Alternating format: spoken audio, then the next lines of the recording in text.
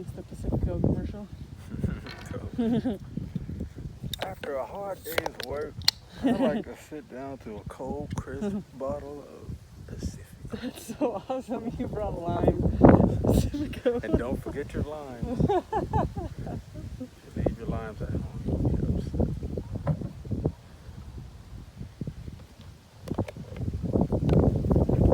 It's great with tacos, I know that. I had some tacos the other day. Some of this. What's your favorite taco spot near you? I don't even know what that place is called. Like Taco Loco or something. It's in a window of a corner store. On some old bodega shit, you know? But Nice. it's like, I was going to, but I don't really like their tacos because they don't do traditional stuff. They just do all this kind of yuppie remixes on the taco, you know, Yeah. type of deal. And I'm like, I'm not into that. I just want taco truck style. We just need cilantro and onions. Yeah, just simple, you know. So I found a spot like that, and it's my favorite place now. I just ride my bike right down there and just Nice. ride up to the park with some tacos. What's your version of how you and I met? Let me think for a quick second. Matt, I don't know. I feel like it had something to do with the night that you were throwing down at Crocodile. Mm-hmm. But I don't really know the exact moment we met because I think we were around Right. in the same vicinity for a long time, Mm-hmm. you know. And I saw you were supporting stuff, and I think I saw you at like quite a few shows or something. That seems right. Yeah. I know. I don't remember the first time. And then I remember, I don't know who called who first because I don't know what it was. I remember I came up to you at the pizza place. I was like, what's up? You know, just like, I don't know, opened up a conversation or whatever. And then I can't remember what was really said, but you hit me up later that week to just work on some shit. Yeah. You know? You're like, let's make some shit happen. So I was like, all right. You were like super motivated and stuff. Well, at that time, I had my hands in a lot of places that I could help people. Yeah. Everyone but myself. Yeah. But I mostly remember the first time hanging out was like I think it was like an Abel and Tulsi show at High Dive. Okay. And then there was like, you were there and Danica was there and Wisdom was there. And you guys were like, come hang out with me. Or come hang out with us. And I was like, all right. Because I was did you there hang by myself. backstage with us? Yeah. And because I was just hanging out by myself. Is that what we're drawing penises and stuff? Probably. I mean, isn't that what everybody draws in a green room? Yeah, yeah. It's like I did like the cosmic one. And it had looked like space rock or whatever. Spaceballs. Yeah. Yeah, I saw that recently when I was down, or the last time I was down there months ago. But I saw that drawing. I finally found my drawing that I did that night. I can't believe they still have it up and haven't like painted over and started again. Yeah, there's a bunch more new ones, but just people leave the ones, you know, that they know that the homie did, or you know. They're like, this is some historical shit right here. They're like all specs. I had to join in. I don't usually go in for that kind of humor, you know. But I figured, why not? It's timeless. We were in a room full of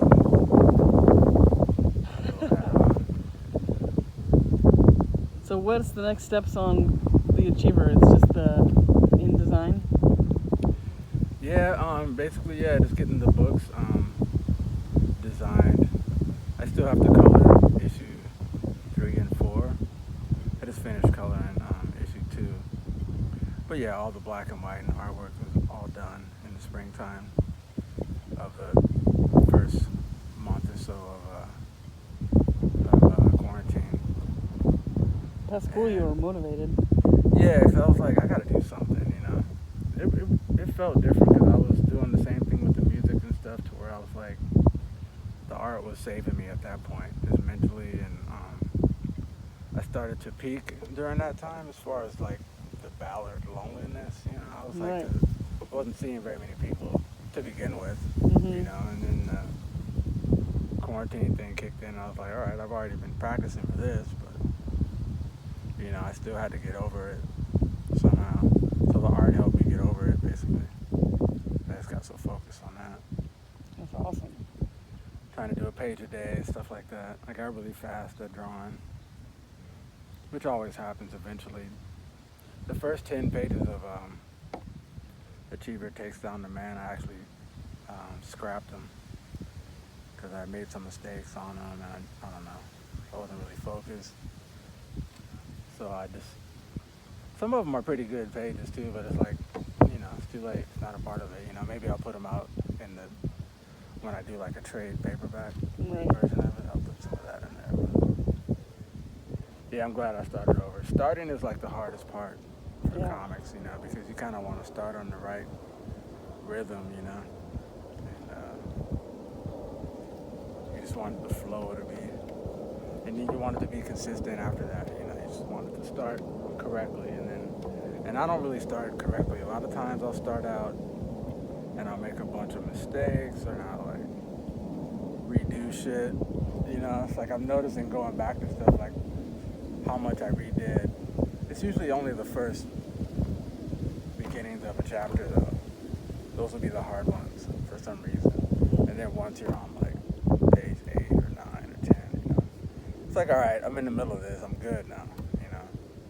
But it's like starting up, you have to rev up, which is why it's important to draw every day, I guess, because if you stop for a little while and then you like start fresh, like, all right, I'm gonna do a comic or whatever, it's just gonna, it's always hard to do Right. that for the first 9 or 10 pages. It's crazy.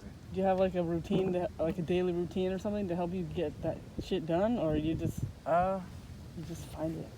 Well, for me, it's like, you know, morning time is the best time. You know, it's like sometimes it's just kind of random as far as what time I do it.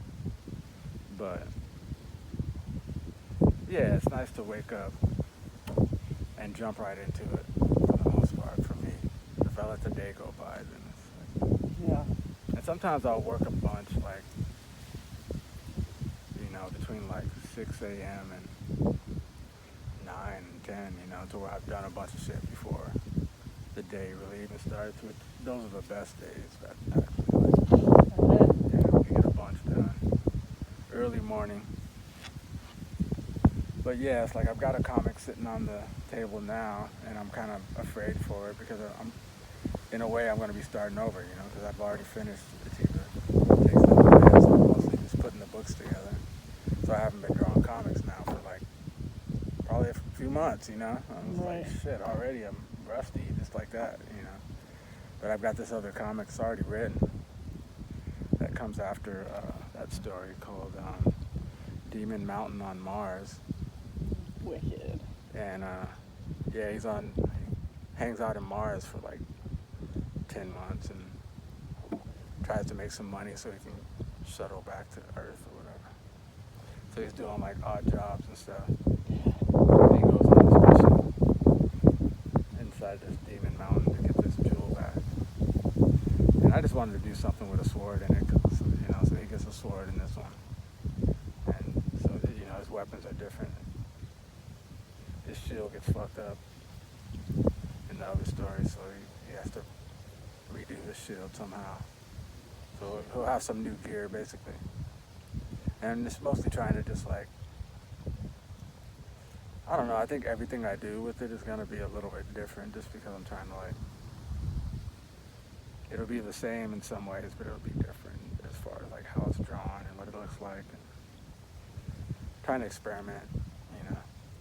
You take each project and try to use it as an opportunity to learn something new about yourself Oh yeah. instead of just doing the same shit. So I'm excited about that. I was looking at a blank page today and just, you know, thinking about pouncing on it Yeah. the next couple days here. Infinite potential of a blank page. Yeah. Totally. Would you go to Mars if you got the chance? I don't know. They're like, we need creatives on Mars. I probably would live up there, like, you know. It would take a lot of money to get up there these days. And I don't know when they're gonna have, like, when will Mars even be a thing, you think, you know? It'll be like so many years from now, but another 50 years or something. Elon says it's not that far. Yeah, Yeah. next people's gonna be living on Mars in the next, Well, he wants to be the guy that does it. oh yeah. Just trying to start it. Because imagine how, I guess they were saying there's going to be a I don't know, like a space travel thing with a bunch of artists, like where they bring like artists to space or something. That would be really cool to have. Nice. I mean, depending on who that was, you know. Yeah, that was a fun part of doing this Mars story, because I tried to like blend our culture with this kind of made up stuff, and trying to imagine like what it'll be like up there. Like he goes to a bar and all this kind of stuff, talks to different people in different industries and stuff, just to kind of show what's going on up there. Are they people or are they like other weird beings? Yeah, it's just a mixture. It's like super diverse, basically. It's just like so many different Right. species up there. It's like human blended with all types of stuff, you know. Everybody's mixed together. The market scenes and stuff are so fun, or bars, Yeah, and all the sci-fi stuff. yeah. Yeah, so, it's a good opportunity to do something like that. It'll be fun. But that's future stuff. I still gotta get through this Achiever taking down the man thing. But, since it's already done for me, I'm definitely thinking about the other stories now. Right. Thinking about the new shit. Have you ever done any animation? Like, put it in motion? No. That sure could be fun. Yeah, I've thought about it. I would never want that to be my job. It's like animation is way too hard for me, and it's not like it's hard, but it's more like too boring for me, because I don't want to draw seconds like that. I don't want to draw like every second, It's tedious. Yeah, it's tedious. But if you were in the position where you could be like, all right, yeah, put it in motion. Yeah, I like jumping from panel to panel, Comic books is a way to, like, I don't know, you can imagine in between the panels kind of do, And that's kind of what it is. It's like you're counting on people that are reading it to fill in other parts with their imagination, But you can help them along the way by telling good stories, Yeah. Which is fun. Comics is good. It's cool because I read a lot of comics, so I get to approach it. When I'm writing them, I try to like approach it as a reader too, like what I would want to see on the page. So I'm trying to make it flow, and to make it, good pacing. It's weird. It's like having a 4-issue thing too. It's like trying to build up or whatever to something climactic or something. But I don't always do stories like that. I have stories in the past where they kind of end really explosively. But sometimes I'll have something explosive happening, and then it'll die down almost like anticlimactic. Just because I like that too. I like to mess with that. And I watch a lot of movies too, so it's like I'm always thinking about like kind of epic storytelling in this kind of entertaining kind of way.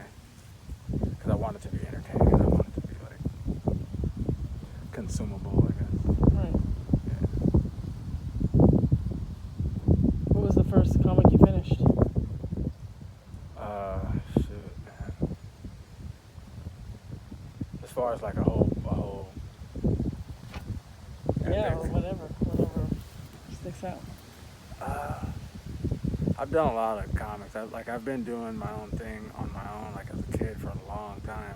Almost like I've done stuff that only I've read, and it was more just to practice and see if I could do it. So I've done like superhero stuff and weird graffiti characters and stuff. I had a character called Graffiti Man in high school that I was doing.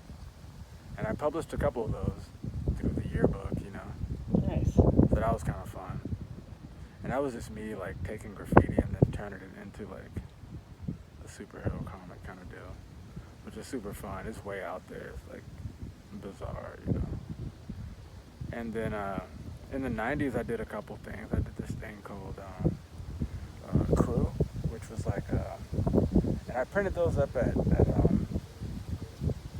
Kinko's at the time, and I put those out. So somebody might have those. Nice. But yeah, Crew was about like futuristic graffiti writing robots, you know, robot crews or whatever. And that was super fun. It was really weird and nerdy and, you know, I don't know, like all that stuff was basically practice for me. Because it's like I have a lot of ideas and I feel like I might as well put them out there as far as get them outside of me to where I can go on to something else, you know. Mm-hmm. So whether people saw them or not, I still would have done those comics, you know. So I've always been doing full-length stories and all that kind of stuff since I was a child, basically. Awesome. Yeah. I did not know that. I don't know what I thought happened, but Yeah. No, totally. It's been a long time coming.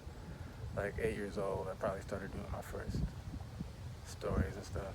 But back then it was all like, I would just fill up notebooks, you know. I had these notebooks. I don't know what happened to them. They're probably just all in the garbage or something. But I'd fill them up, you know, and it'd be full-on stories, but it'd all be like stick figures and scribbling and stuff like that. But they were all really energetic. Like I'd have these big explosion pages that would just be like, or if like somebody was punching somebody, their fist would be like a scribble ball just flying with a bunch of lines. Somebody's face flying apart. But it really all looked like this scribbled gibberish kind of stuff. But it was the same back then. It's like I had these stories in me. I had to put them out. And so I imagined that I had a comic company back then. And I just would produce comics like as if I worked for somebody, you know. good move. Jeez. So I've been doing that for a while. Just pretending, you know. It's like a way to play. That's the good thing about like kids playing and everything. It's like playing isn't just playing, you know. Playing is like, you know, exploring your own reaches of your imagination, you know. I think it's important for kids to play, you know. But I'm still playing, but it's like now I'm just playing with other concepts, different things. Just I'm doing it with stories. At some point, it becomes not playing either. Yeah. You actually completed comics and put them out there. Yeah. Those notebooks would be like the kind of thing that would be in a museum. This is Totally, yeah. The I wish journey I of still had Specs. some of that, man. It's like just bits and pieces of the puzzle, you know. published in volumes. It's like when people look at like probably everything that Basquiat ever made, people would buy. You know? Yeah. Yeah, I've seen some of his sketchbook stuff.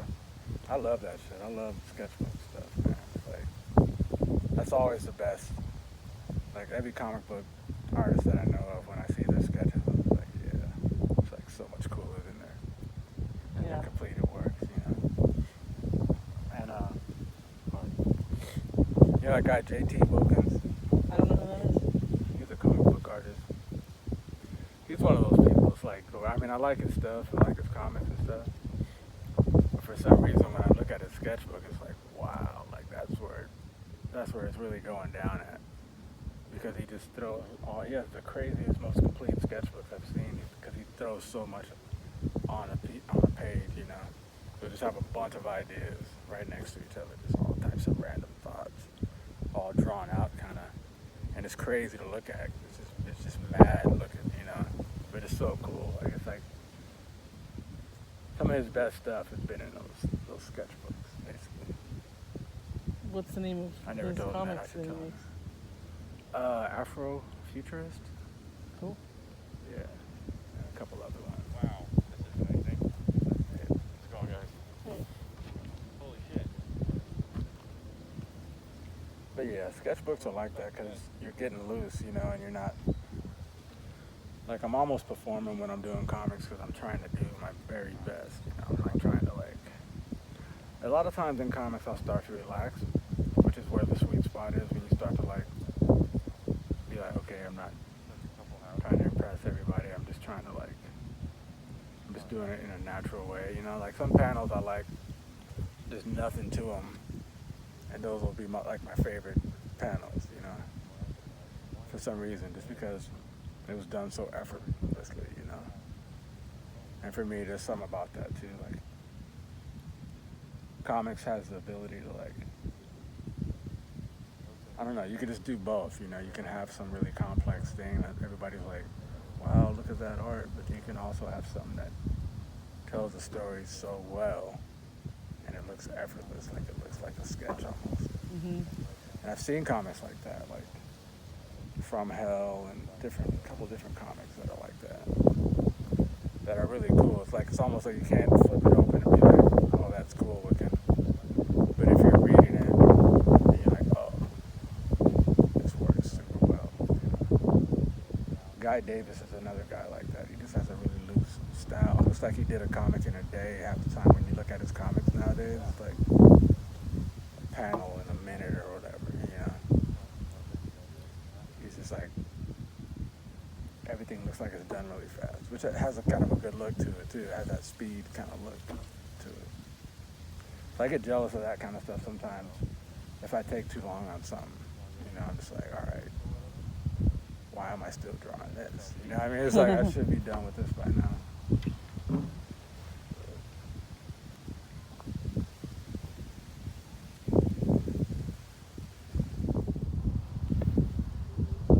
Yeah, we're too hard on ourselves. We're our own worst critics. But the fact that you're even finishing stuff, but you get, you know, Yeah, you're doing good. yeah, Especially in this time of being alone so much. yeah. Yeah, finishing things feels great, man. It's like, because like I said, you just get to move on after that. And your brain like you free up space, basically. And you got new ideas coming in. Mhm. Because the old ideas aren't pressuring you so much. Because that's what it is to me. I feel pressure from not finishing stuff, you know. I mean, there's definitely been some stories that are unfinished, but that I said, okay, I'm gonna let this one go or whatever, you know. So sometimes I don't finish something just on purpose. But I have a lot of cool unfinished shit too. Sometimes I get sad about some of them, like Urban Wizards Aaron and Spark Dawn. Spark Dawn is like my version of a manga comic. I never finished it. You know, it's like I wrote it. You know, it's all there. But when I started drawing it, I just like, it was just too good. You know, it's one of those things. It was just like the pages looked too good. I got intimidated by my own art at that point. I was like, all right, I don't know where this is going, but I'm kind of scared, so I'm gonna stop. Well, I remember at one point you were like, I think it's time for the Achiever to come out. Because sometimes, you know, maybe you finished it when you needed to finish it. Yeah. It's like the Achiever needed to come back, kick you in the ass. Yeah. Yeah, well, I needed to have fun too, and I wanted to. There's a lot of things I was doing with some of those characters, like Spark Dawn and Urban Wizard, Zarin. I was always trying to find a place in comics, kind of deal. And with Achiever, she's already there. Like, you know, I mean, it was already a thing, so I don't have to try anything with that. And that's why, you know, and you kind of inspired me to do that too, because when you got the stickers and stuff, and you're like, yeah, man, you need to be doing something with Achiever. You know, and other people have mentioned Achiever to me too, so it's like it's something that's sticking in other people's minds. So I was like, all right, maybe I should. If this character is already alive in my mind and other people's minds too, then I might as well just Yeah. do some full-on books, you know. Well, it takes a lot of motivation, especially when you're alone in your apartment, to actually create something all the way. Yeah. And the fact that you finished that, I was like, damn, he finished that? I need to fucking finish something. So. Yeah, because we were talking about it at one point, and yeah, you know, that felt good. It definitely felt good to finish it. Once I was like past that first issue, you know, I was like, okay, it's on basically. You know, like after the first like purchase right now? Yeah, I sold out of the first run, but I brought you one. Oh, nice. I kept a few copies for myself, but I keep giving them away. Ooh, Kinda. holy shit, that is absolutely beautiful. Yeah. And he was on the cover on that when you did that show at Vermilion. Oh yeah. That was awesome. And then Randy and Leahy took a picture with the poster. Yeah. That was dope. I know, right? That was one of my Rest in favorite peace, days ever. man. I know, dude. Yeah, that was fun. That was a good time. Yes. I know, that was a really fun era. Yeah. Those posters and stuff. Hmm I'm back. I actually have quite a few of them because we bought a bunch from Castro. Oh And yeah, we yeah. like printed them out on really thick paper that we got from like Bristol paper or something. Yeah. Totally. But I've made collages on some of the back of them. Nice. It's nice to.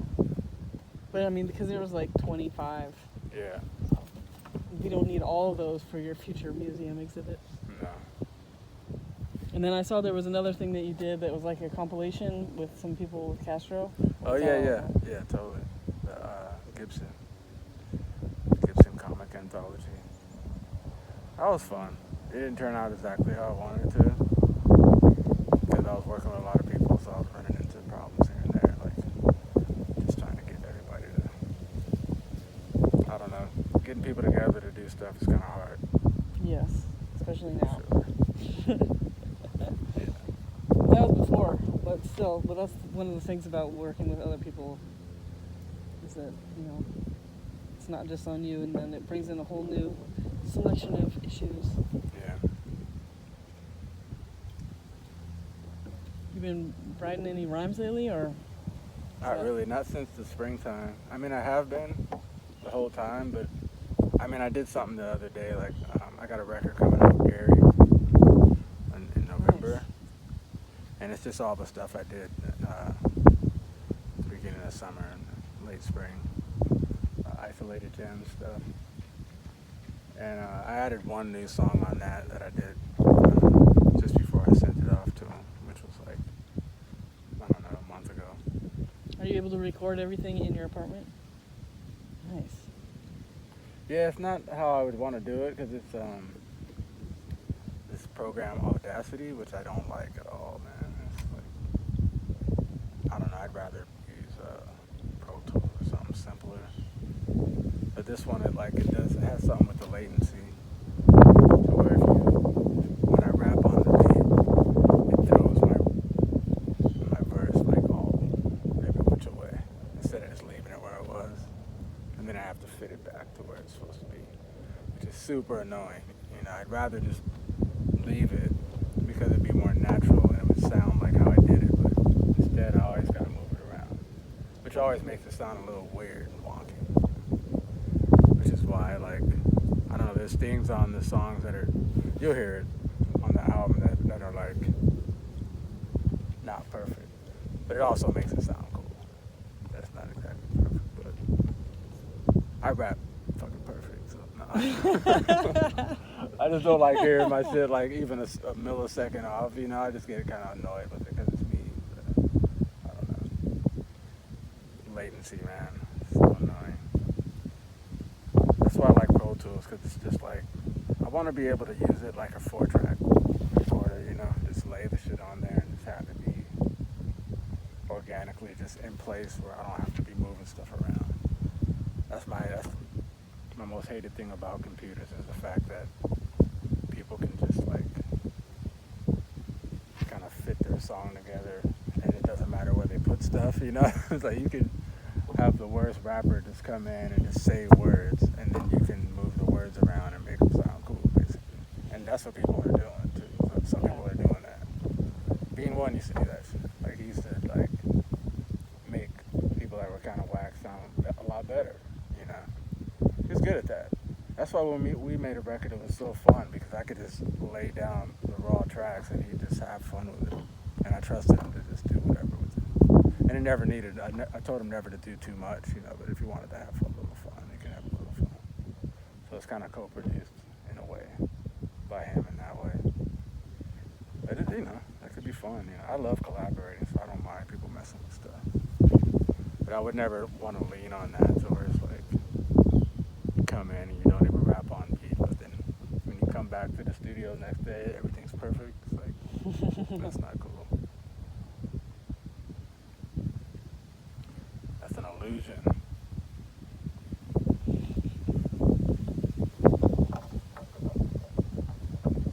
Did you watch any, like, are you watching anything on TV or anything these days, or are you able to, like, not do that and remain productive?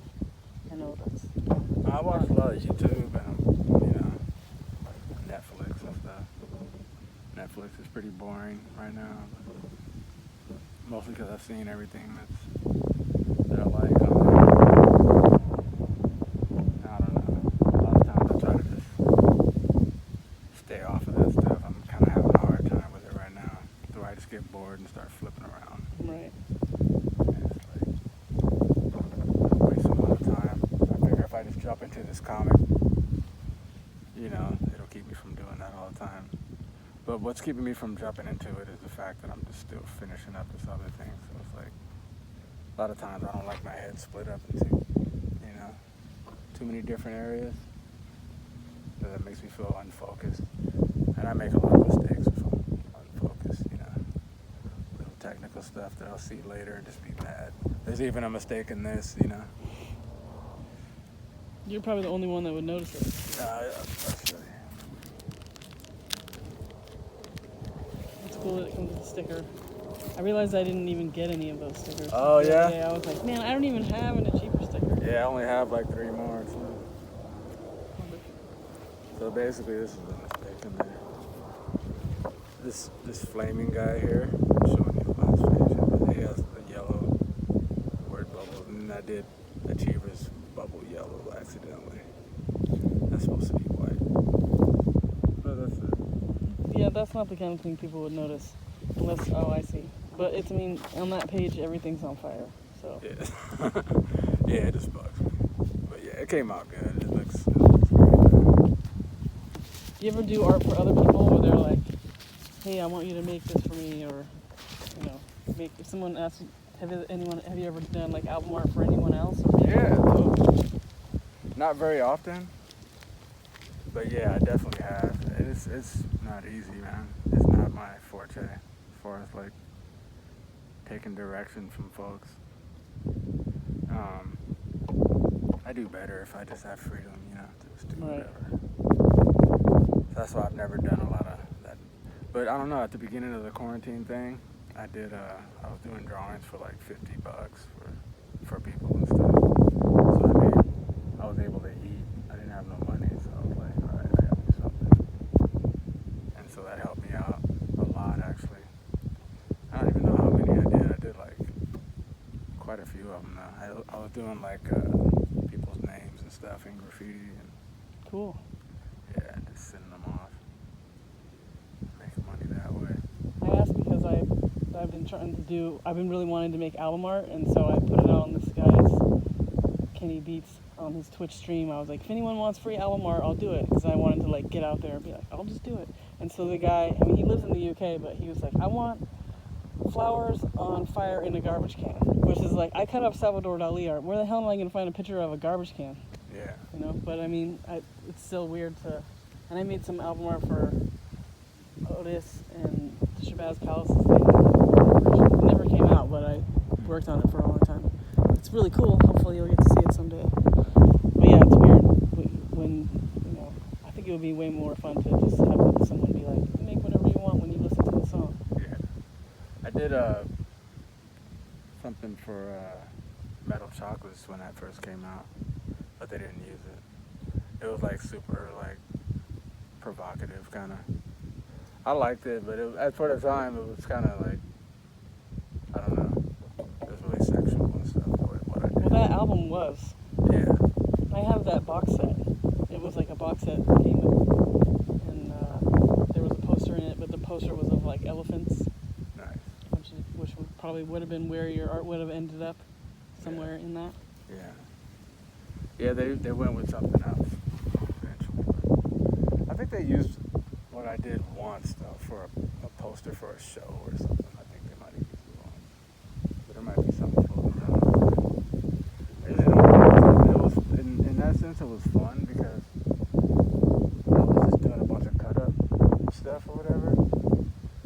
taking photos and then printing them out, and cutting them up, and then putting them back together, and then scanning them. And like I was just fucking with shit. It was super fun. So it's basically a collage or whatever. And it has like it's cover, and it's got like from the middle or whatever. It has like a chocolate bar at the end of the gun. The tip is a chocolate bar instead of whatever it usually is, and it's like dripping down. And then there's a girl, like the girl's head sideways with her mouth open with the chocolate dripping into it. It says metal chocolate, but it looks like a heavy metal font. And so the chocolate I got from like some like candy, some like fancy rich people candy that I just took the word chocolate off of that. So it's all, every bit of it's like cut from something else. And the metal's from like some heavy metal thing. So I was having fun. That was one of the most, that's my favorite thing I've ever done for somebody as far as like, but they didn't direct me either. They just were like, just make us something. That's what I came up with. Yeah, Otis was like, don't be afraid to get weird. All right. Yeah. So I cut up, he asked for like buff robots, and I was like, I don't have any pictures of robots. So I ended up cutting up a bunch of images from the stuff that was in King Tut's tomb. Their heads on pharaoh bodies and stuff. Nice. It looks cool. That's cool. I can't wait to see what happens with that. Yeah, they should do something with it. Might as well. But I'm excited to I was just excited to do it. Plus I get to hang out, go somewhere other than my apartment.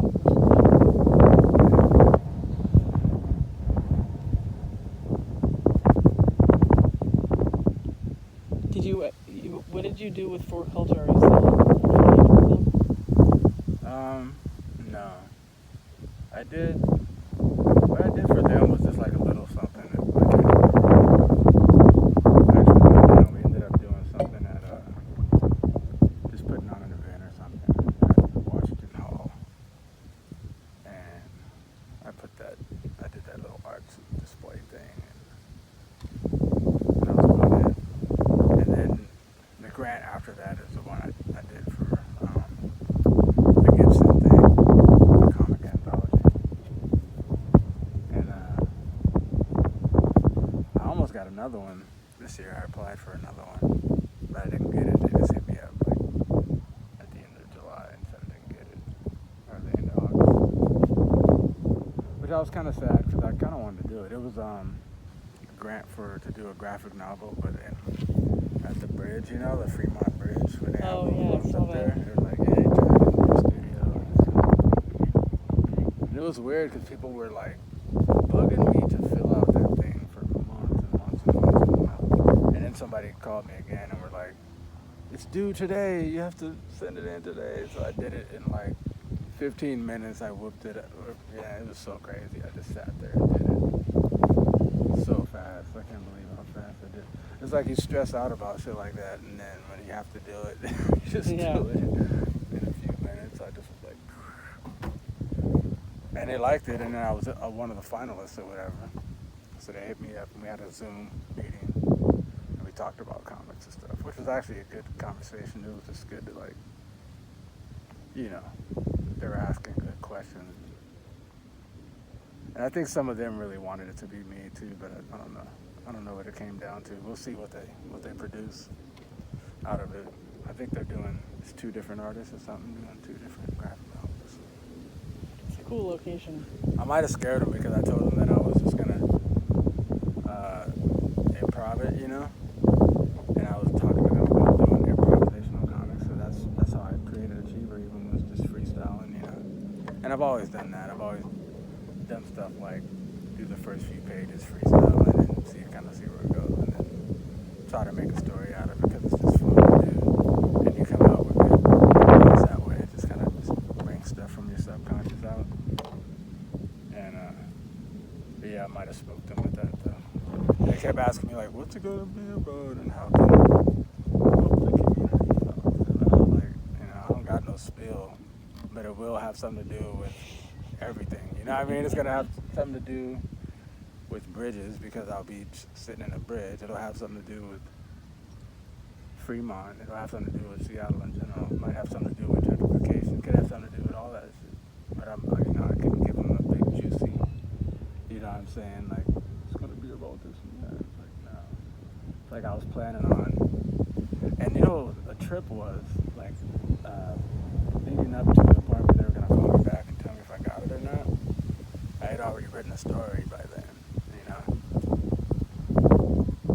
So I had a story done before, but it's like, then I didn't get it. And it was like, they probably didn't have faith that I would come up with anything, but I actually have a story now that I might just do on my own, This is science fiction kind of thing. But, or not, might just keep it as notes, and just leave it where it is. For the future. Yeah. Specs into it. Yeah. But I like to leave things open like that, it's good to let your mind kind of be free and not, nail it down, like, this is what I'm doing. It's like, Right. I'm the same way with music. It's like, why would I say what I'm doing before I did it or whatever? There's this song by the Dream Warriors where he says, I never said what I was gonna do, I just did it. And then I got arrested. It cracks me up. It's the most revolutionary shit ever. I'm like, that's what it's about. That's me all over. It's like, why do I have to say what it is before I've even done it? Like, let's be in that moment and do it. Like, even when I did that painting downtown for the thing, it was like I didn't start until I got down there. Started painting. This is kind of how I like to do things,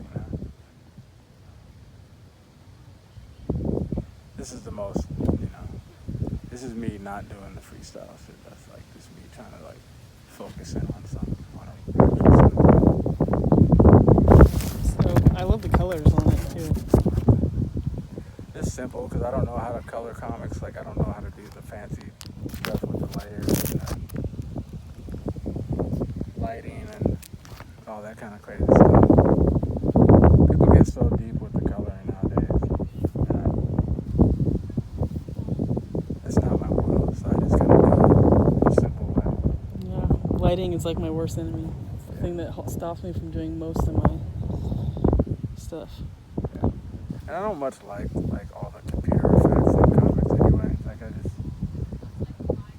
I get bored of it because it's just so fancy, like it's so real looking that I can't relate to it. And it's like, that's what I've always liked about comics. I feel like I can do one of those, like growing up reading comics. That's what inspired me to do it because I'd be looking at it and I'd be like, okay, human being do this, You can just tell what they're doing. But with the computer stuff, if you're not up on that shit, then you're just like, what's even going on right now? It's like CGI, it's just a bunch of stuff flying past the screen. Right. You don't know how they did that, so you can't relate to it. That's what's so inspiring about using what you got. Yeah. Yeah, totally. Especially would let you like put out your first ones because you like went to Kinko's. Just made it. Just put it out. Yeah, totally. You don't need someone to say you can make a comic book. You just made a comic book. Yeah, definitely. Yeah, I was always into that. I always wanted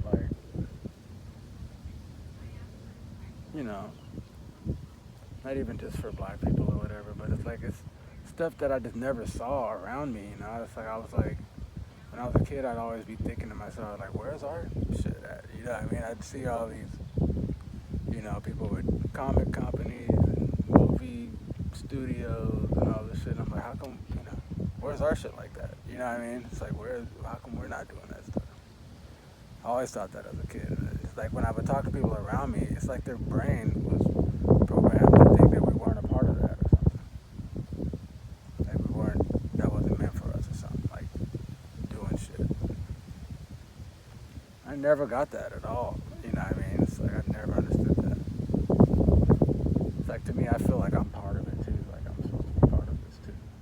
I don't want to just be sitting on the sidelines watching everybody like be hyper productive and, writing novels or just whatever. I was like, we gotta do stuff. I just wish that was more of a thing in the hood, Production.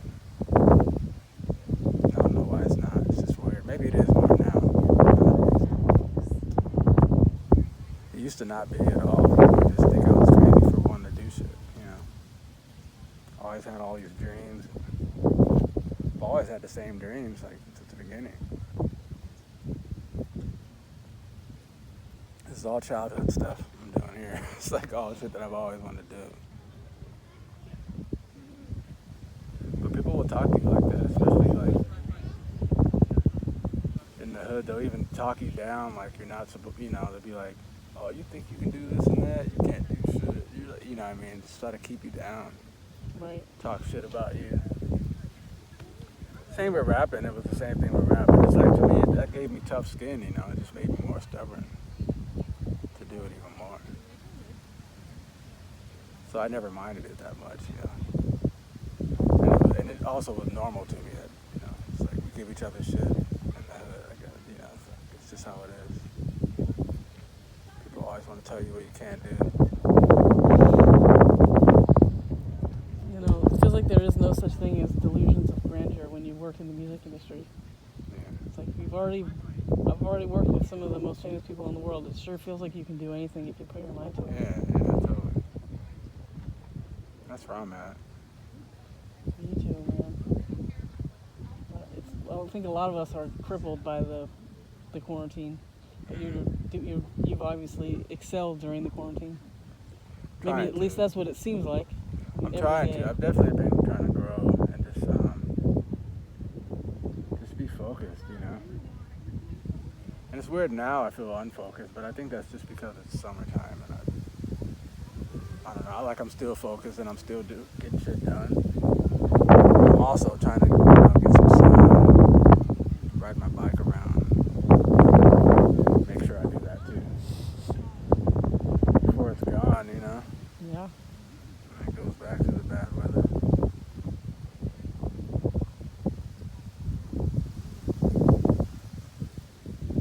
Right now, I just want the audience, you know. It's like I'm trying to just get an audience and more people to chime in, more people to share dialogue with, so I can like build upon that, you know, make it more of a thing. Because this doesn't really work without the people. That's the only thing. It's like you need people reading it. You need people to like respond to it and stuff, and like start throwing me feedback. You know. Because why not? You know, let's have fun with it. Might as well have fun.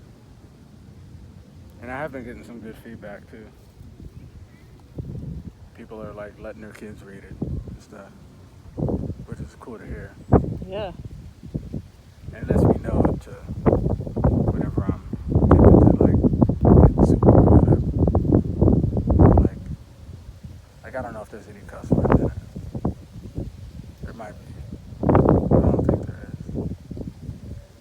But that gives me extra incentive to just like I don't know. Hold down on the dirtiness. But I don't really write like that anyway. Like I don't write like crude comics. There's some comics out there that people just try to really ramp up the edginess of it because they think that's what people want. They want to like be extreme in that way, either by making it really gory or really like gross or like I don't know. I just never felt the need to really do that too much. I could though. I can make something. I don't know. I could never do like an adult comic, basically. I don't think I could ever do that. I don't really have it in me to do that. We all got our thing. Yeah.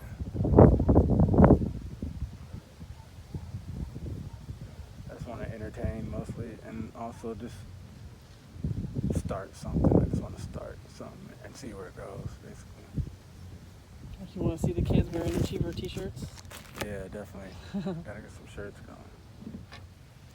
Jackie lost his dog yesterday and found him at school.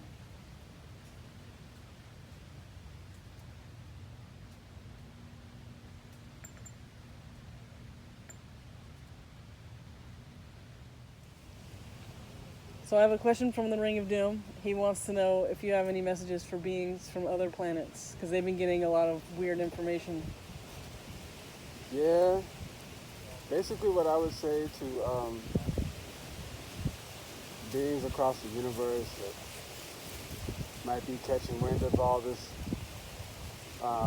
earthling nonsense is that basically don't judge us by the worst of us, you know. It's like you're gonna see some bad examples of human beings down here, but don't judge us by that because there's scales involved, and we run the gamut from total buffoon to like, you know, crucial genius. So you have to like rifle through humanity and find those of us that have vision and, you know, try to communicate with them. If you come down here and communicate with the lowest form of human, you're never gonna know. You're never gonna know how good it got. Also, I don't know. It would be nice to combine our knowledge and come up with the best, what do you call it? What do you call it when you're like, formology doesn't seem like the word. Agriculture. Advanced agriculture by collabing and combining our cultures, basically. I love it. That's what I was saying. The Ring of Doom says he'll And send don't a kill message. us. No, Yeah.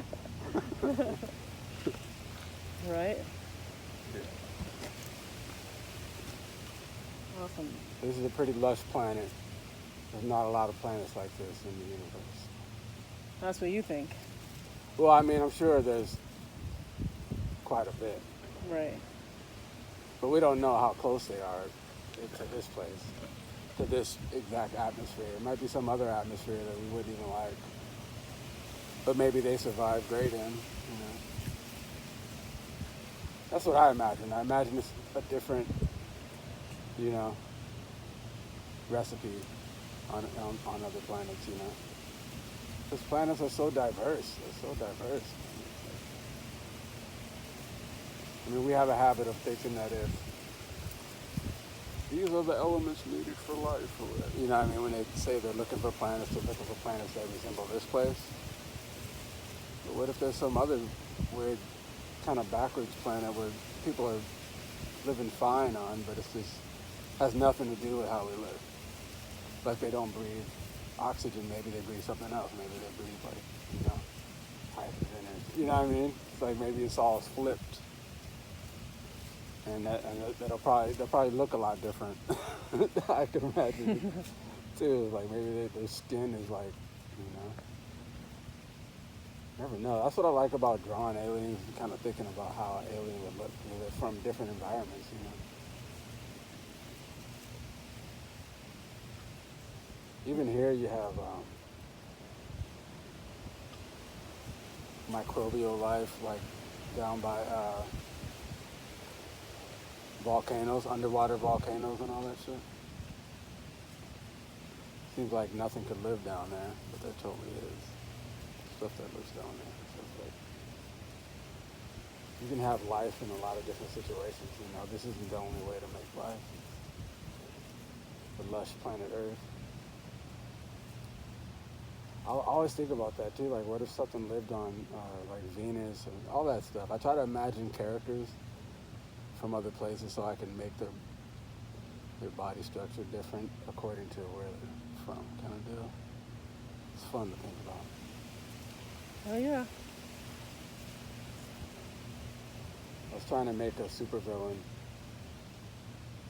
I'm trying to, I can make superheroes, but it's hard to make supervillains, man, like a good one. I'm just not an evil person, so it's hard for me to even imagine being like. So I'm trying to make one. I'm trying to like come up with something, like a Doctor Doom or something, you know. But for my world. The Vulcan of Amazonia, that's mine. Yeah, I need a supervillain. I mean, I have the man, you know what I mean, but that's like the obvious one. Yeah, but yeah, I need another one.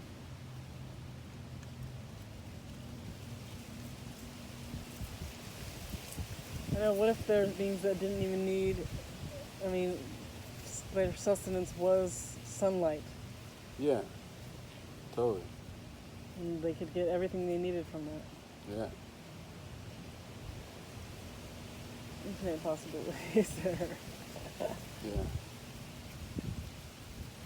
Yeah, like what's the gas planet? I was thinking about that. Like, there's one planet that's like supposed to be all acid rain or something, and they don't know what's underneath all that shit because there's a couple of storming planets like that to where it's just like the whole planet is a huge storm.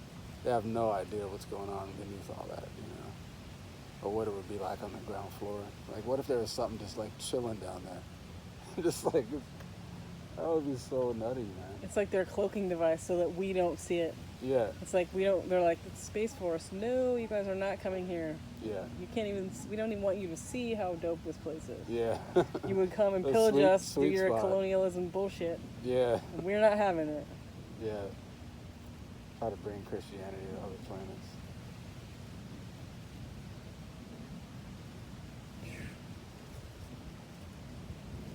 Yeah. See, this is the shit people should be talking about in interviews. But they do kind of. I haven't watched enough of it really, but like when Action Bronson and all those guys talk about ancient aliens. Oh, yeah, yeah. I haven't watched that.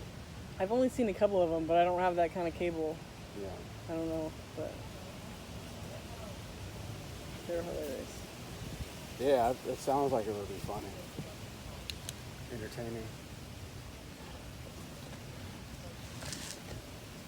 That's the kind of stuff I've been trying to do, like, with Abel and stuff. He's been talking about doing some video stuff, some YouTube stuff. But yeah, good conversation. Even music stuff, you know, I want to do some stuff where I've seen some stuff on YouTube where people just sit around and eat breakfast and make a beat or whatever. I can't remember the guy's name. It's like this one guy down in Cali or something. That's his whole show though. They're just like grubbing on some good That's it though. That's how you do it. It's the realest shit eggs there and is. stuff. Yeah, and they're just making a beat and that's the whole show. I want to do something like that, just like totally chill.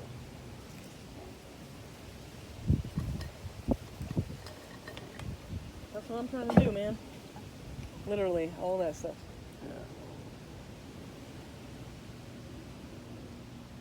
The YouTube thing is so hot right now. Mm-hmm. Because like you said, you don't even have, you just watch YouTube a lot. Mm-hmm. I let my True. Netflix die, and I just watch YouTube and Disney Plus because it's free. Because they have all the Marvel shit on there. Disney Plus, really? Yep. Can I get it? I don't know. I got it for free because I have Verizon. Oh, okay. I don't have it.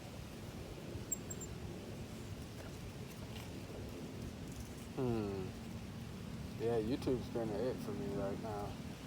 Netflix has been so boring.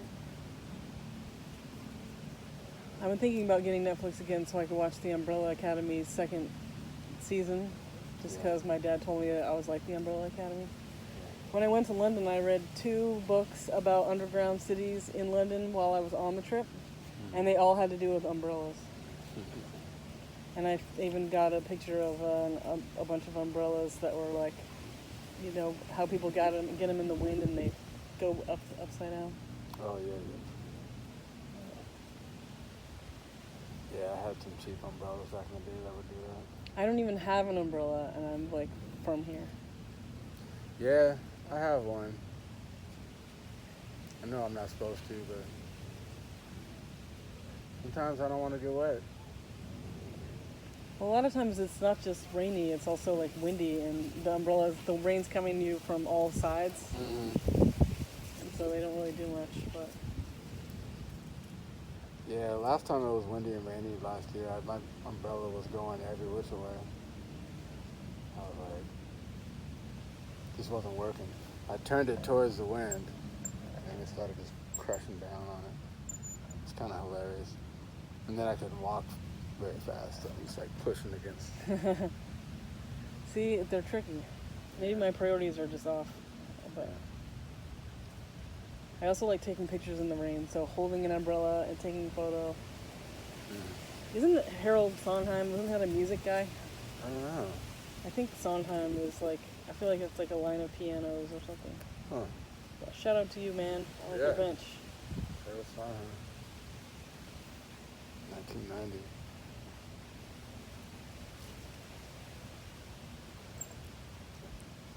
My dad was thinking about, he wants to help me like find another place to live. And he's like, what about Whidbey Island? And at first I was like, that seems really far. But then now I'm like, actually that might be totally awesome. Yeah, it's right over there. I'm worried about like getting a job out there, but then in an ideal universe, I'd already be making money from my art by then. Anyways, so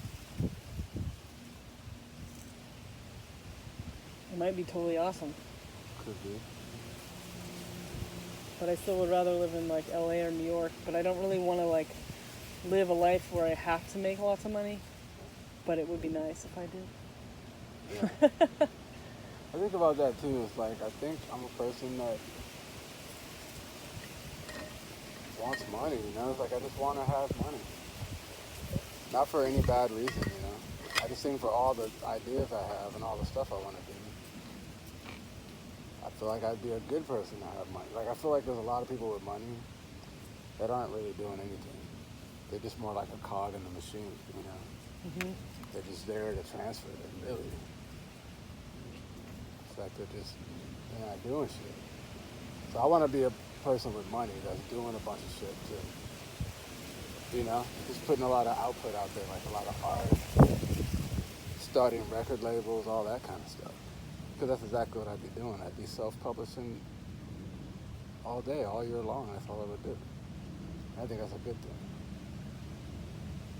Somebody like me should have money. A whole lot of it. Damn right. I feel the same way about myself.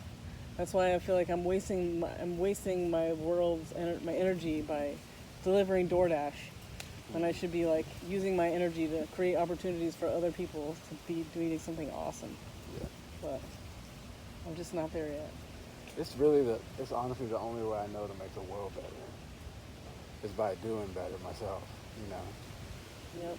and pushing that energy outwards. It's like, because if I'm just internalizing a bunch of shit, then where's my, you know what I mean? It's like, where's my energy going? It's like, it's not contributing to anything. I want to push it outward, make more art, try to inspire other people to make more art. Start like an art army, you know? Exactly. The League of Super Producers. That's the name of my empire. Yeah. It's my LLC that's unsuccessful. I'm trying to start something. Like I want to start like a kind of a comic book crew. Me and Abel's been talking about it. We're like the first two members, kind of. And so I'm trying to do that. I'm trying to get some kind of like comic book brigade going. But I can't think of the name. It's like I'm having such a problem coming up with a name, and I don't want to force it. I'm just trying to let it happen on its own. That's literally what my League of Super Producers is. It has the Ring of Doom and Persephone on it, and me making my other stuff too. But I haven't animated myself yet or figured out how that's gonna be. But Yeah, it's like I like people, and I came from a big family, so I'm always wanting to team up on some shit. And I like the idea of combining abilities for the greater good, you know, just a bunch of people that are the shit that get together. And then it causes like a cloud of that, you know, you just like, and push all that energy out and try to affect the world in a good way. With art, you know. It's the only thing I've come up with, you know, it's the only solution I've come up with. That's why I'm not a political person, because I just don't. I've never believed in it really. All I see is people arguing. It's just back and forth, back and forth. And there's no good energy going out into the world and helping it. Like what really helps the world, you know? That's all I really care about with this president shit or anything like that. It's like, they'll get my attention when they start being concerned with helping this planet. And they usually aren't concerned with that, you know? Not to get into politics at all. Yeah, the Ring of Doom story, it's going to be like a graphic novel, but it's made with photos, so it's a photo graphic novel. Because I don't really draw. And some of it's collage too, but I think it's a cool way to tell a story. Yeah. And I can do that way easier. I can literally make paneled story, but I've never really told a story that way. So it helps me to read. I get the graphic novels from the library like all the time. Yeah, that's the best way to do it, is just study the medium for a while and then just see how you want to mess with it and fuck with it, you know? Yeah. It's all experimental. You can do anything you want, you know? And that's the fun part of it, is like a lot of my stuff seems structural and like I go by some old school rules and stuff, but that's really just a way that I express myself, because that's what I've been reading for so long, and that's my world, you know? And that's okay too, you know? But there's also that whole other realm where you could just totally break that stuff down if you want. Do abstract panels and anything you want, upside down pages. Just, you know, just like anything. And that's what I love about it too, is that it's just open, it's wide open. You know? It's what's cool about Abel's first couple comics. He started incorporating like painted pages like right away, which is, you know, it's like cool. super ambitious. Yeah, I like that shit. Watercolor pages going. That's something that really hasn't been done in comics in a super long time. Like, it started getting popular, like kind of artsy comics like that started coming out in the 80s or whatever, late 80s, mid 80s, whenever that was. Like painted comics and shit like that. But people just, you know, once it went all computer, everybody gave up on that, you know, so there's no more watercolor stuff, so it's good to see it. It made me want to do it, like, you know, paint some comics. Because I used to do watercolor comics all the time. I never printed any of that stuff up.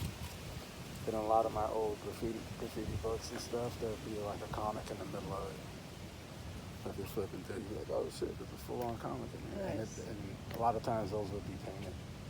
Like stuff I did in '93. Sometimes I want to reprint those, man. Like I should shoot those or something. It'd be good to just put a book out of that shit. People would trip on that, man. It's like watercolor comics from 1993. Hell yeah. That'd be wild, man. I'll figure it out. Getting the scans is hard. I've been a lot of people shoot stuff sometimes, but the thing about the stuff in the book is like hard to get it flat, you know. Yeah. It's hard to lay it down flat. I pretty much just take pictures with my phone for everything, but Yeah. scanning would be better Yeah. for the quality. Yeah, I want to do a show. We talked about it with Ava. We want to do a show about all my graffiti books or whatever. Like Spex's old books or Specs Wizard's old books. Or something. I don't know what to call it yet. But basically I would be like flipping through old books and telling stories about like the old graffiti days and stuff. I think that's such a great idea. We Yeah. talked about that once too. It would be like history with specs. Yeah. But I figured it'd be good to not have me on, you know, camera, just the book or whatever. And I'll be right there flipping it. That's So, cool. That'll make a good Twitch stream too. Yeah. Cause I got a lot of books. I got like 20 something graffiti books, you know, all the way from like, I think my earliest one is like 85, 84, 85. I don't know if I was drawing in the books in 83. I was doing graffiti in 83, but I don't know if I was getting like those black books yet. I got way into that shit, man. It was all about the black book back then. It was just like this kind of badge. It's like, yeah. Like right now, I'm on my last page in my latest book. I just got some that it was like 2 books for $11, 8.5 by 11, that size. Except it was oriented the other way. Oh, this is like actually not my latest book. This is the book before that. I bought this one because it has a few pages, blank pages in the back. This is 2018, 2019. But I just did I just finished up 2020 joint. And it's time to get another one. Here's Can't- some can't stickers wait. for you. Oh, thank you. Yeah, I can't wait to get to the art store and get another book. I know, I was like, 2 for $11. Hell yeah, dude. Into it.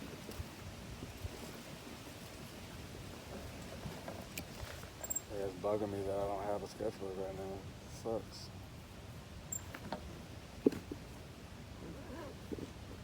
Is there, I guess there's an art store in Ballard. I don't know if Oh it's yeah, open. it's open. Just gotta go in there with the mask on and. Oh yeah.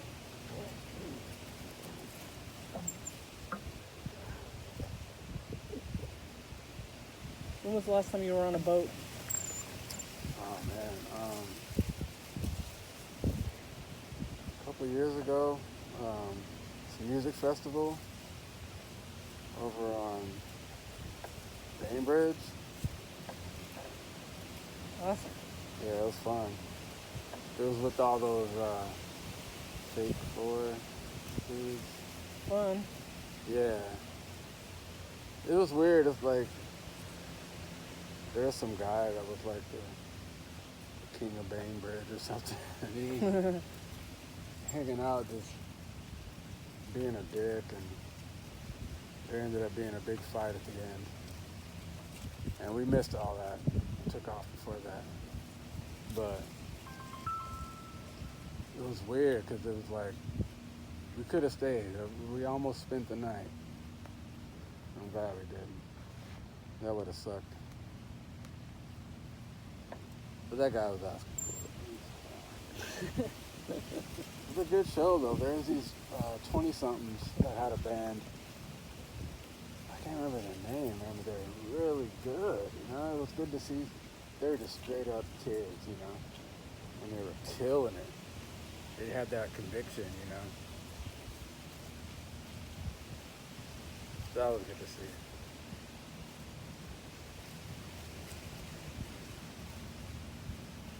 It's crazy to be surrounded by water and never go on boats. I was thinking about buying a little plastic one. Or it would be really fun to have a remote control boat and put the Ring of Doom in there. I was like, cruise by. If it makes me laugh like that, that's how I know it's a really good fucking idea. Like, he needs a remote control car so bad just so that I can screech him around corners and kick up sand in front of the screen. Yeah, that's a good idea. But I probably need vegetables more than I need a remote control car for the Ring of Doom.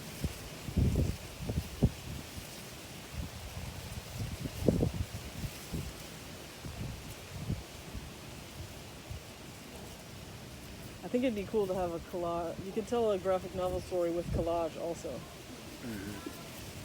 I just know that, like, the way that I present ideas is so different than other people. Like, I actually made a whole music video encyclopedia, which is like basically a YouTube playlist with things that are, there's categories like music videos with special effects, or turtlenecks, or cats, or blue lighting, or umbrellas. But there's over 300 categories. Damn. And a lot of them have like over 100 videos on them. Some of them don't have that many. Like the turtleneck one only has like 13. Basically a bunch of third base music videos. Because MC Search had like a turtleneck phase. Nice. I know, right? Yeah, I had one too. I think I did. Working at Burger King with a turtleneck. Tight. I wanted to make my stupid Burger King uniform look better. So I had a turtleneck and so where it came up underneath it, you know. It had that dumb collar and everything. And then I had them put like specs on my name tag or whatever. So I wouldn't have to be like just regular ass Burger King workers. That shit was hilarious, man.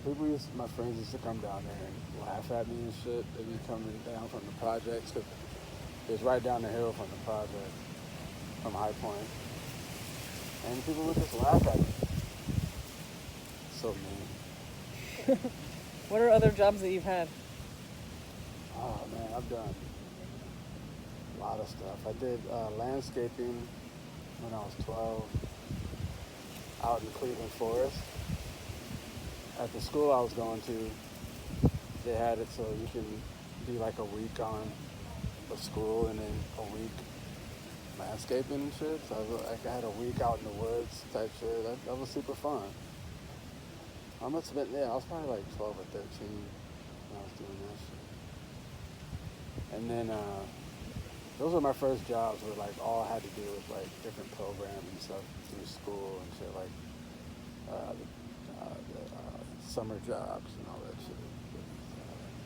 But every year I had like a summer job or whatever. So I did a bunch of stuff with that, like Silk Screen Shop,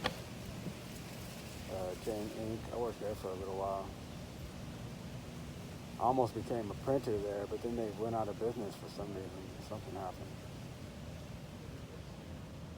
That was like an 80s silk screen company.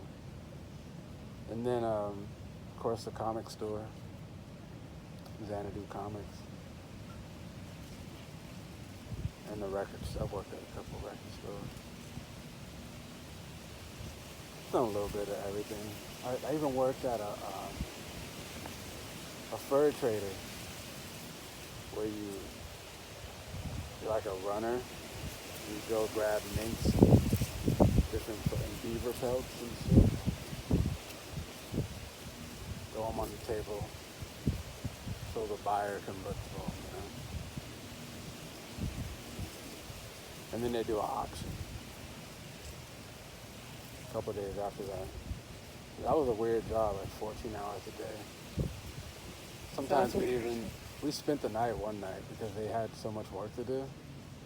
And they asked the people there, they were like, is anybody down to stay? And me and my friends were just like, yeah, we'll chill, you know? It was so weird, they had a waiting room, and people would just be in that waiting room, chill and like just lounging, waiting for somebody to call them and shit. And so we always just played cards in there.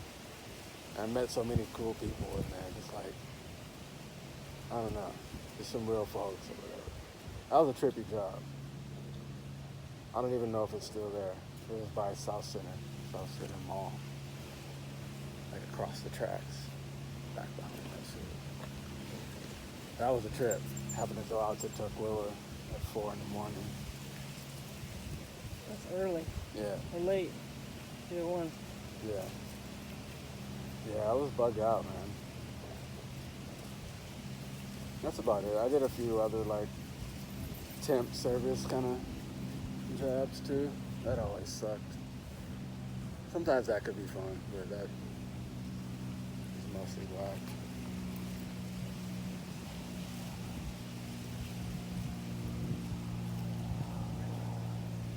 And now you're an artist. Yep. Been the artist the whole damn time.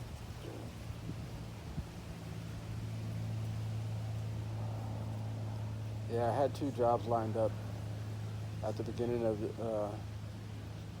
spring, but then all this COVID stuff happened and all that fell through. I was about to be a bartender and work in a warehouse. I was gonna have 2 jobs. I couldn't even believe it myself. I was Whoa. like, well, this is like, it was happening. It was really happening. Interviews were lined up. The bartender thing was already in the bag. I was like, okay, like, well, because my friend had a spot on Ballard Ave, and he was like, they were doing some remodeling, and then he was about to like, or no, he had changed out some people, like fired some people and hired some different people because he said the vibe wasn't right or whatever. And he was trying to get different people in there to make the vibe different. And he was gonna get me to make like slushy drinks and shit in the back of my own bar, like Isaac or something. Isaac on the Love Boat. But yeah. That didn't happen. I totally saw this year in a whole different way. It was a trip. I thought I was just gonna hold down 2 jobs and not have a lot of free time and just be doing comics when I go home and just saving up money. Nope. Nope. I think we all had a different plan for 2020, Yeah. for sure.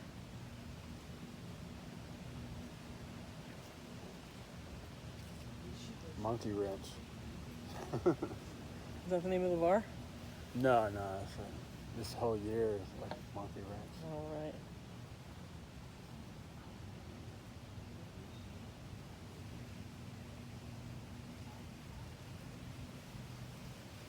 I love that you can hear the seals every once in a while. Mm-hmm.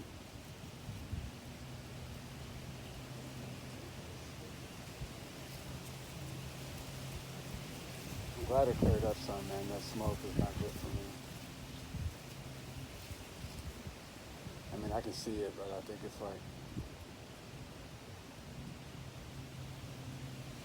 it's not as bad as people thought.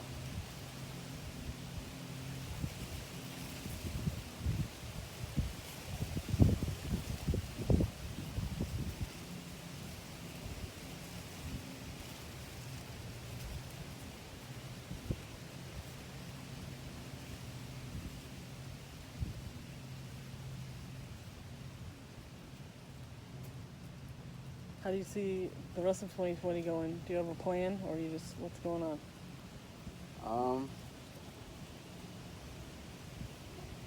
I don't know. I just have this comic and that's it right now. And I have a record coming out in November, and that'll come and go, for sure. So mostly comics. And another EP or something. Sounds good. Yeah. I'm gonna start working on that this week because I haven't done music in a couple months. So good time to start in on the beats again. Now that I'm rusty. Now that I'm good and rusty. Start fresh. I've already got samples in my head. That's the thing about it too. It's like sometimes I'll listen to music for a month and then I'll start sampling like just all the stuff I've been listening to for a couple months. You know, it's like I like to listen for a while sometimes. So all the stuff I've been hearing in the last few weeks or whatever, like I already know what I want to sample. I'm going to sample some Frank Sinatra.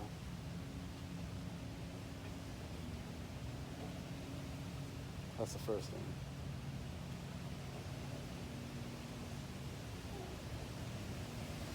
I heard this song, this Frank Sinatra song, and I was like, I don't know, it's one of those songs where you're like, I know somebody used this shit already. I gotta do it anyway. But maybe it sounds, maybe I think that because it sounds already made in my head, you know, as soon as I hear it, shit, I can hear the whole song, like, You gotta make it anyway. It's like Yeah. people keep remaking and sampling Savage Planet, but that doesn't mean we should stop. yeah, totally.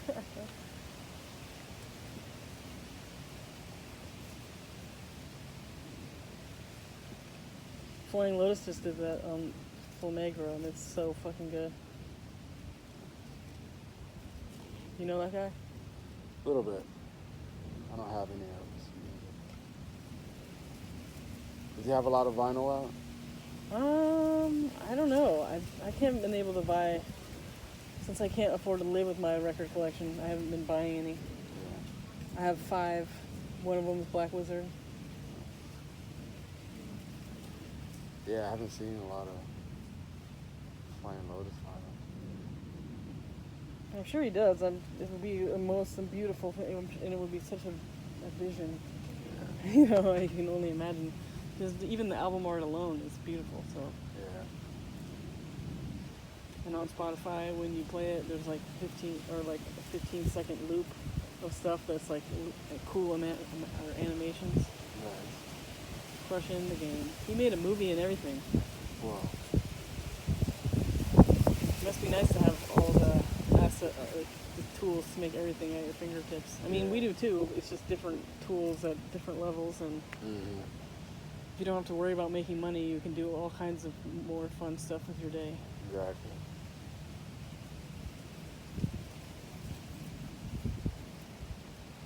But maybe in this day and age, he doesn't make it. Doesn't he? Also seems like he may be at like semi-god level status to us, but to most people, he probably doesn't actually make that much money. Because how many people actually buy Flying Lotus albums?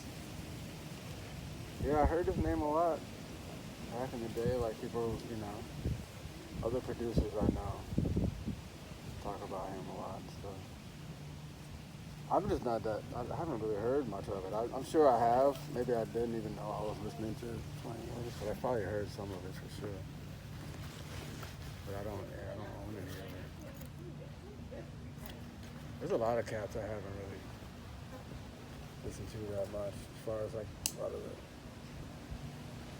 producers. What was that one dude's name?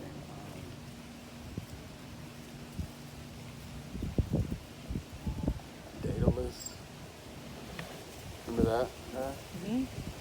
Yeah, like I heard his name a lot too. It's like I heard some of that shit too. I remember liking one of his early records, like quite a bit. But then I didn't keep up, you know, as far as like what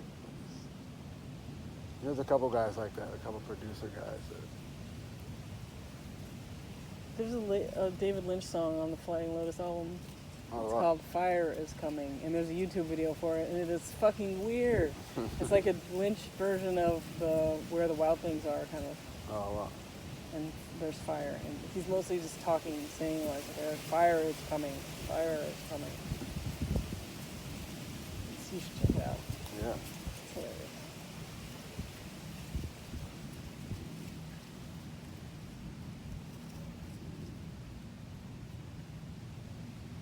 It is such a windy day. It's crazy. It's crazy cool. It's a wind of change. My sister texted me and she's like, it's gonna get way smoky, so I hope you're outside having fun. Oh, after this, Mm-hmm. maybe the weekend or something. Yeah, I mean, it probably is blowing the fire to make it more crazy. Yeah.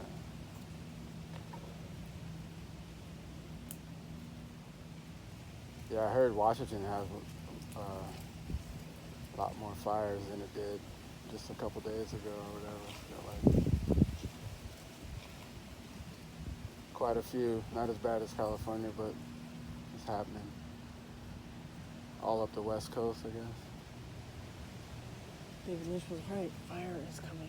Yeah.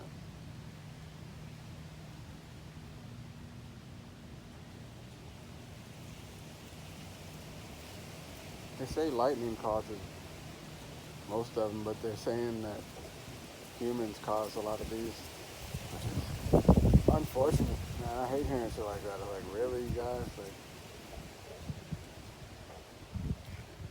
Yeah, I heard that the gender reveal party started one of these fires. I only heard that from seeing like memes about it. Terrible idea. yeah, they said a few of them were. At least the Washington one. I'm like, that sucks, man. I don't want to hear that. Who the fuck's starting forest fires? Like, if you're gonna, I understand people need to be out in the woods and all that stuff, but if you're being an asshole and just doing stupid shit like that, like how are people doing that? Are they just throwing cigarettes in the, you know? Yeah. It's like, fling. I saw somebody the other day, like, she like was squeezing the cherry off the cigarette or whatever out the window. I could do it Yeah. in the right area. That was like right in the middle of Seattle, but yeah, who knows? It seems like we'd be smart enough to not be doing that at this point. Right?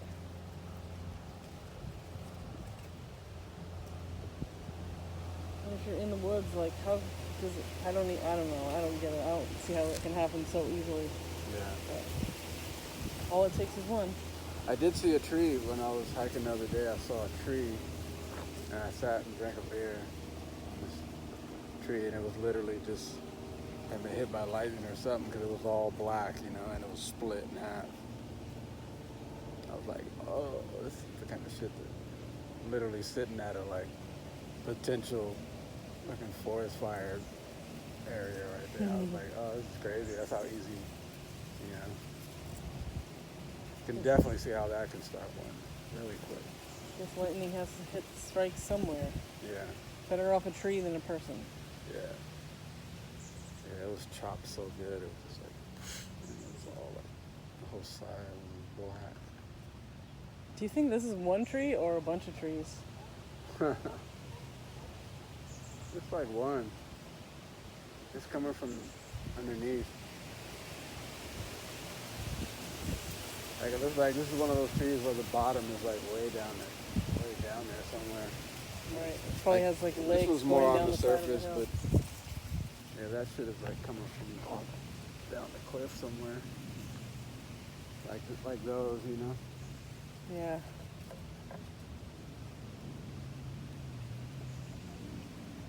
When was the last time you climbed a tree? Ah man, it's been years since I climbed a tree. I think you actually climbed a tree that day we went with Malcolm and Astro to the beach. Because Did there's I? this one tree. Oh, you're right. That's probably the last And there time. probably was, it's not like the big tree to climb, but No, I remember that. That spot was cool, man. That little spot we found. that's definitely like a spot that we've been to so many times as a kid. Yeah, Yeah, like my nephews have been there and stuff. I love that area. It was really Yeah. dope. That little trail goes through the tree. Yeah, that was sick. Oh yeah.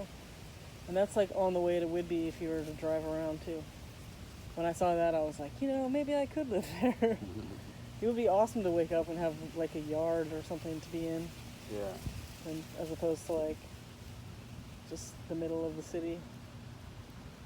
Yeah, I miss yards, man. I miss yards and porches, man. This apartment shit is not really for me. That was the other day. I was like, what would I do if I had a yard? Would I hang out in it? Would I have a garden? Sure I would make tiny movies in the grass. That's one thing I know for sure. I'd be drinking beer in my yard, for sure. And just sitting around reading.